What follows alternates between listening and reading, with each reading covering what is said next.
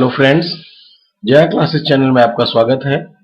Jaya classes channel के माध्यम से इस समय आप पढ़ रहे हैं भारतीय इतिहास, इंडियन हिस्ट्री। और इंडियन हिस्ट्री से संबंधित आज आप कुछ महत्वपूर्ण प्रश्नों को सॉल्व करेंगे जो अक्सर परीक्षा में पूछे जाते हैं। तो बार बार परीक्षाओं में पूछे गए प्रश्नों को ही यहाँ संग्रहित किया गया है और उनमें से आज हम देखते हैं अपने पहले क्वेश्चन को। जैन मूर्ति पूजा का प्राचीनतम प्रामाणिक अभिलेख कहाँ मिला है? जैन मूर्ति पूजा का प्राचीनतम प्रामाणिक अभिलेख कहाँ मिला है, ये आपको बताना है। ऑप्शन है हाथी गुम्फा लेख, जेवरा अभिलेख, प्रयाग प्रशस्ति, गंगधर अभिलेख। तो देखिए, जैन मूर्ति पूजा का जो सबसे पहला जो प्राचीनतम जो प्रामाणिक हमें अभिलेख मिला है वो मिला है हाथी गुम्फा लेख से। Option number A right option होगा इस क्वेश्चन के लिए। प्रयाग प्रशस्ति की बात की जाए तो प्रयाग प्रशस्ति जो है वो कहाँ है? जैसे नाम ही है प्रयाग, तो प्रयाग मीन्स प्रयाग में है। लेकिन ये इसके बारे में जानकारी आपको देते हैं। गुप्त राज, देखिए जब गुप्तों का शासन था तो गुप्त राजवंश के सम्राट समुद्रगुप्त, आपने नाम सुना होगा, इनके दरबारी कवि थे हरिसेन। हरिसेन या हरिसेन कहा जाता था। अब इन्हीं के द्वारा जो लेख था, इन्हीं के द्वारा जो रचित लेख था, उसको क्या हुआ, समुद्रगुप्त द्वारा 370 ईस्वी में कौशाम्बी से अशोक का स्तंभ लेख जो है उठा लाया गया। मतलब कहाँ था? कौशाम्बी में। और कौशाम्बी से कहाँ लाया गया? प्रयाग। और यहाँ इस पर जो है मतलब मौर्य का मीन्स अशोक का जो स्तंभ था, उस अशोक के स्तंभ पर इन्होंने अपने मतलब जो हरिसेन के द्वारा जो रचित लेख था उसको उत्कीर्ण करवाया, उसको खुदवाया। और इसमें क्या वर्णन किया गया? इसमें वर्णन ये किया गया कि जिन राजाओं ने समुद्रगुप्त से युद्ध किया और वे हार गए, जब वे हार गए तो फिर वे राज्य क्या हुए? समुद्रगुप्त के अधीन हो गए। तो इन्हीं राज्यों के बारे में और उन राजाओं के बारे में जिन्होंने उनसे युद्ध किया और हार गए, उनके बारे में जानकारी इसमें उत्कीर्ण कराई गई प्रयाग प्रशस्ति में। अब गंगधर अभिलेख की अगर बात करें तो गंगधर अभिलेख जो है ये आपका पश्चिमी मालवा मध्य प्रदेश में स्थित है और ये एक ऐसा ऐतिहासिक स्थल है जहां से बहुत सारी चीजें हमें पुरातात्विक रूप से मिली हैं। तो ये भी पुरातात्विक रूप से अगर देखा जाए, पुरातात्विक दृष्टि से तो बहुत ही महत्वपूर्ण स्थल है। लेकिन हमारा जो क्वेश्चन के अकॉर्डिंग ऑप्शन है वो है हाथी गुम्फा अभिलेख। हाथी गुम्फा अभिलेख से क्या हुआ? जैन मूर्ति पूजा का प्राचीनतम प्रामाणिक अभिलेख हमें प्राप्त होता है। और कैसे? वो ऐसे कि जैन मूर्ति पूजा का जो प्राचीनतम प्रामाणिक अभिलेख हमें प्राप्त होता है वो है कलिंग राज खारवेल का जो है हाथी गुम्फा अभिलेख है। और जिसमें हाथी गुम्फा अभिलेख से हमें ज्ञात ये होता है कि नंद राजा कलिंग से प्रथम जिन की एक प्रतिमा उठा ले गए थे। नंद राजा से वो कलिंग से क्या ले गए थे? एक प्रतिमा उठा ले गए थे प्रथम जिन की। और उसी से हमें ये प्राप्त होता है, ये जानकारी हमें प्राप्त होती है कि जैन मूर्ति पूजा उस समय रही थी या होती थी। तो जैन मूर्ति पूजा का जो प्रामाणिक प्राचीनतम साक्ष्य या अभिलेख जो हमें मिल रहा है वो कहां से मिल रहा है? हाथी गुम्फा अभिलेख से। Option number A. आगे बढ़ते हैं क्वेश्चन नंबर 2 की ओर। क्वेश्चन नंबर 2 में है, निम्नलिखित को क्रम में लिखिए। महावीर, पार्श्वनाथ, बुद्ध, भद्रबाहु। अब इनके समयानुसार किस काल के ये हैं? कौन सा उस समय किस काल के हैं? तो उस काल के अकॉर्डिंग जैसे महावीर या पार्श्वनाथ, बुद्ध, भद्रबाहु, इनके काल क्रमानुसार इनको क्रम में रखकर आप बताएं कि ये इनका कौन सा क्रम उचित है जो आपको option A, B, C, D के रूप में दिया गया है। तो चलिए देखते हैं। जैन परंपरा के अनुसार पार्श्वनाथ जी की अगर बात करें तो पार्श्वनाथ जी क्या थे? 23वें तीर्थंकर थे। और महावीर स्वामी जी क्या थे? 24वें तीर्थंकर थे। लेकिन 23वें तीर्थंकर के रूप में पार्श्वनाथ जी को हम जानते हैं और पार्श्वनाथ जी का जो काल रहा है वो महावीर स्वामी से 250 वर्ष पहले का माना जाता है। तो इसका मतलब महावीर स्वामी से पहले, वैसे भी 23वें तीर्थंकर हैं तो उनसे पहले थे, लेकिन 250 वर्ष पहले। और बुद्ध की बात की जाए तो देखिए, महावीर स्वामी जैन धर्म के महावीर स्वामी जो है 24वें तीर्थंकर तो थे, लेकिन 24वें तीर्थंकर के साथ साथ ये अंतिम भी थे। क्या थे? अंतिम तीर्थंकर भी थे और सबसे प्रसिद्ध तीर्थंकर थे। मतलब इनके समय काल में क्या हुआ, जैन धर्म का प्रचार प्रसार बहुत ज्यादा हुआ। और इनका जन्म 540 ईसा पूर्व में हुआ था। और बुद्ध का जन्म कब हुआ? बुद्ध का जन्म 563 ईसा पूर्व में हुआ था। तो देखिए भद्रबाहु के बारे में, तो भद्रबाहु जैन आचार्य थे। जो प्रथम मौर्य सम्राट चंद्रगुप्त के बारे में आपने सुना है, तो प्रथम मौर्य सम्राट कौन थे? चंद्रगुप्त मौर्य। उन्हीं के ये समकालीन थे। कौन? भद्रबाहु जैन आचार्य। तो अब आप ये देखें कि भद्रबाहु जो थे, अगर चंद्रगुप्त मौर्य के समकालीन थे, तो चंद्रगुप्त मौर्य का समय काल क्या था? 321 ईसा पूर्व का जो समय था, तो उस समय के थे ये भद्रबाहु, जो क्या थे? जैन आचार्य थे। अब आपने अगर आप देखा जाए तो जैन धर्म से संबंधित ज्यादा आप बातें देख रहे हैं यहाँ, तो आप ये समझे कि प्रथम तीर्थंकर कौन थे जैन धर्म के? तो प्रथम तीर्थंकर थे ऋषभ देवनाथ या ऋषभ देव। क्या थे? प्रथम तीर्थंकर। बहुत इंपॉर्टेंट है, ये परीक्षा में पूछा जाता है। प्रथम तीर्थंकर, 23वें तीर्थंकर, 24वें तीर्थंकर, ये सब इंपॉर्टेंट है और परीक्षा में पूछे जाते हैं। तो चलिए हम देखते हैं हमारा ऑप्शन कौन सा सही होना चाहिए इसके अकॉर्डिंग। तो ऑप्शन नंबर ए में है नंबर 2 पहले। तो 23वें तीर्थंकर थे और ये महावीर स्वामी के पहले का समय इनका था। तो ठीक है, ऑप्शन नंबर ए में जो नंबर 2 दिया है पहले, ठीक है। उसके बाद नंबर 1, ठीक है। उसके बाद महावीर जी हुए और फिर बुद्ध जी का जन्म, और भद्रबाहु जो थे ये समकालीन थे किसके? इसके आपके चंद्रगुप्त मौर्य के। तो option number A right option होगा, बिल्कुल सही मिल रहा है। चलिए आगे बढ़ते हैं अगले क्वेश्चन की ओर। क्वेश्चन नंबर 3, शिव के पंच रूपों में कौन नहीं है? तो शिव के 5 रूप कौन है, पहले ये आपको आना चाहिए। तो शिव के 5 रूप हैं ईशान, तत्पुरुष, घोर, कामदेव और सद्योजात। ये 5 इनके रूप हैं। अब इन पंच रूपों के बारे में आप जान लें कि ईशान का मतलब है शिव का मस्तक, और तत्पुरुष उनका क्या है? मुख है। घोर क्या है? उनका हृदय है। कामदेव गुहा अंग है, और सद्योजात क्या है? पैर है। ये उनके 5 अंग हो गए।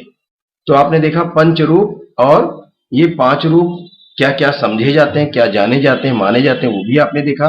अब इनके कार्य क्या है? तो क्रमशः जैसे ईशान शिव का मस्तक है, काम है इनका सृष्टि का, उद्भव का, और तत्पुरुष जिनको हम मुख के रूप में, उनके अंग के रूप में जानते हैं, इनका काम है पालन। घोर जो हृदय के रूप में है, इनका है संहार। और कामदेव जो गुहा अंग के रूप में है, तिरोभाव। और जो सद्योजात पैर के रूप में जिसे हम जानते हैं, वो है प्रसाद या अनुग्रह इनका काम। तो देखिए आपने देखा शिव के पंचरूप कौन कौन से हैं? ईशान, तत्पुरुष, घोर, कामदेव और सद्योजात। जबकि यहाँ क्या है? ईशान है, कामदेव है, घोर है, और चौथा जो है वो है गणेश और कार्तिकेय, जो इनके पंच रूपों में नहीं है। तो ऑप्शन नंबर डी इसका राइट ऑप्शन हो जाएगा। आगे बढ़ते हैं क्वेश्चन नंबर 4 की ओर। क्वेश्चन नंबर 4 है अशोक के शिलालेखों को पढ़ने का श्रेय किसे प्राप्त है? तो अशोक के शिलालेख को सबसे पहले पढ़ा है जेम्स प्रिंसेप ने। ऑप्शन नंबर ए बहुत इंपॉर्टेंट है और अक्सर परीक्षा में पूछा जाता है। तो अशोक के जो शिलालेख थे वो सबसे प्राचीन अभिलेख माना गया है, और जो किस भाषा में थे? ब्राह्मी, खरोष्ठी तथा अरामीक लिपियों में जो है मिलते हैं। और ब्राह्मी लिपि में लिखित जो अशोक के शिलालेख है, इनको सबसे पहले 1837 ईस्वी में जेम्स प्रिंसेप नामक विद्वान ने पढ़ा। तो ब्राह्मी लिपि बाईं से दाईं ओर, और इसी को जो है पढ़ने का श्रेय जेम्स प्रिंसेप को जाता है। Option number A right option. और आगे बढ़ते हैं क्वेश्चन नंबर 5। क्वेश्चन नंबर 5 है कौटिल्य के अर्थशास्त्र में कर संग्रहकर्ता कौन था। देखिए आप ध्यान देंगे, कौटिल्य के अर्थशास्त्र की बात की जा रही है, तो एक क्वेश्चन यहां ध्यान दें कि अर्थशास्त्र जो है इसके रचयिता कौन है, कौटिल्य, और इनका दूसरा नाम विष्णुगुप्त और तीसरा नाम चाणक्य। तो आप कौटिल्य, विष्णुगुप्त और चाणक्य ये तीन नाम आप जानेंगे, और अर्थशास्त्र के रचयिता हैं। तो कौटिल्य के अर्थशास्त्र में कर संग्रहकर्ता कौन था, मीन्स कर के संग्रह को करने का कार्य किसको सौंपा गया था। सन्निधाता, क्षमाहर्ता, संग्रहकर्ता, ग्रहणकर्ता। तो देखिए संग्रहकर्ता है तो वो तो नहीं है, और समाहर्ता आप ऑप्शन नंबर बी इसका याद रखेंगे।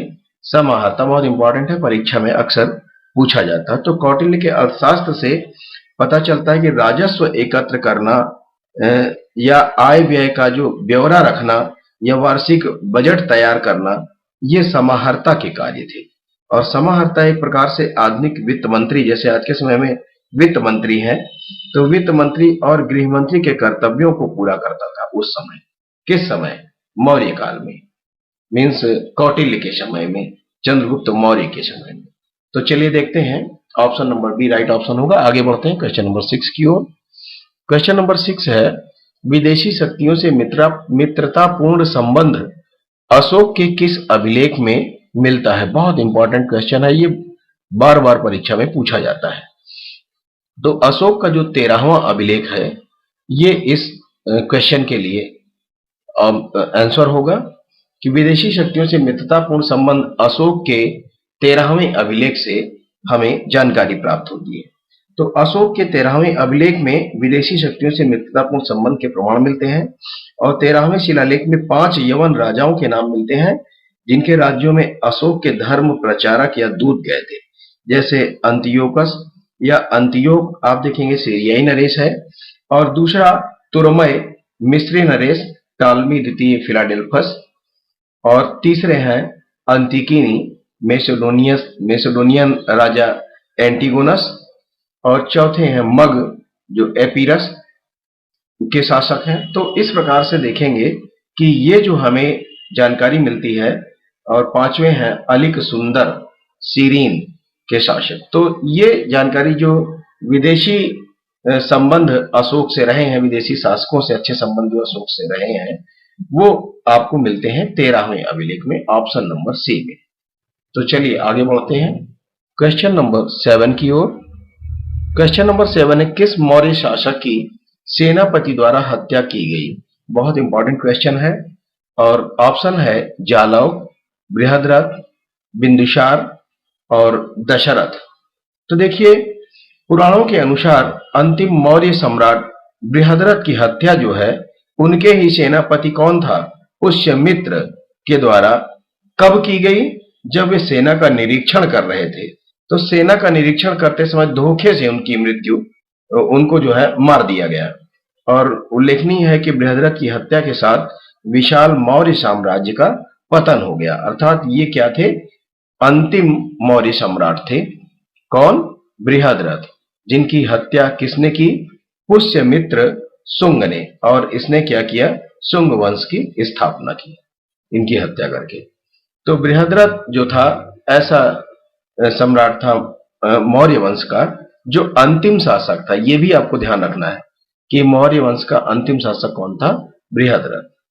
और इनकी हत्या किसने की, इनके सेनापति पुष्यमित्र शुंग ने। चलिए आगे बढ़ते हैं क्वेश्चन नंबर 8 की ओर। क्वेश्चन नंबर 8 है फाहियान के अनुसार गुप्त काल में वस्तु विनिमय का माध्यम क्या था। तो देखिए गुप्त काल में सिक्के तो चलते थे, लेकिन जो वस्तु विनिमय की बात की जा रही है, तो फाहियान ने जो उस समय देखा, वहां की जनता जो अधिकतर यूज किया करती थी अपने दैनिक कार्यों के लिए, वो थे कौड़ी, ऑप्शन नंबर सी।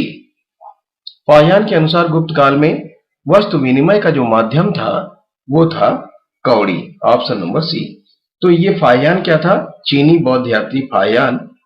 गुप्त, देखिए चीनी यात्री था, ये भी आपको ध्यान देना है कि ये था फाहियान जो था क्या था?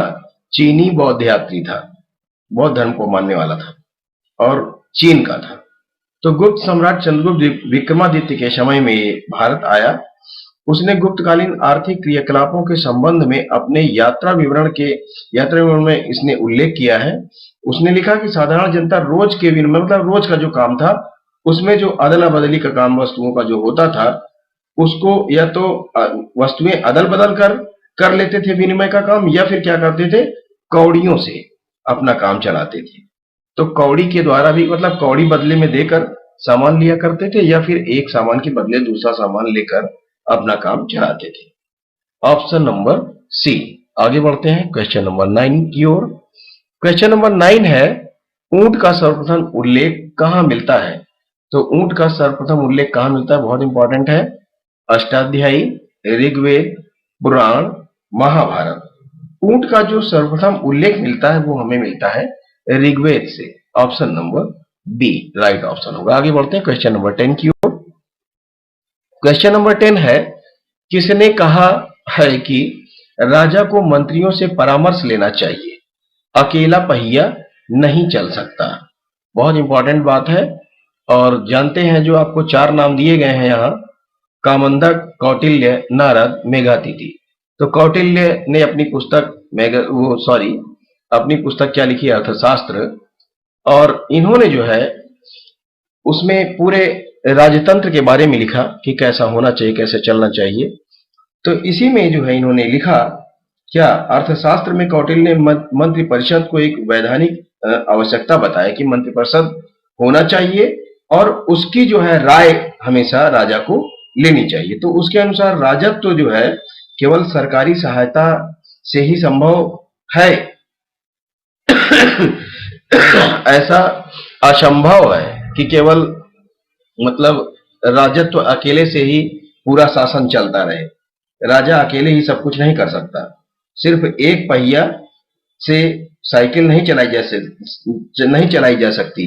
जिस प्रकार से एक पहिया अकेला नहीं चल सकता और पहियों की जरूरत होती है, उसी तरह से राजा को शासन चलाने के लिए सचिवों की जरूरत पड़ती है, सचिव की नियुक्ति करनी पड़ती है और उनसे मंत्रणा करनी होती है। अर्थात मंत्रिपरिषद के बारे में इन्होंने उल्लेख किया और मंत्रिपरिषद के बारे में बताया कि मंत्रियों से परामर्श लेना चाहिए राजा को, ठीक वैसे ही जैसे अकेला पहिया नहीं चल सकता।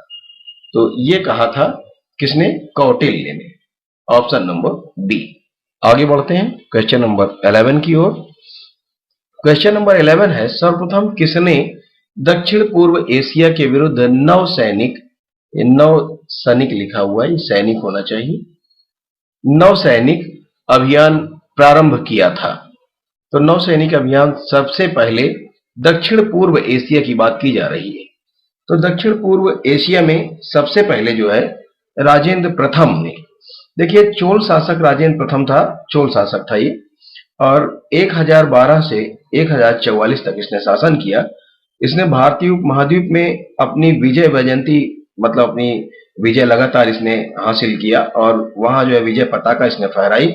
और उसके बाद इसने क्या किया? दक्षिण पूर्व एशिया में सैन्य अभियान किया, मीन्स सेना को लेकर दक्षिण पूर्व एशिया की ओर चल दिया।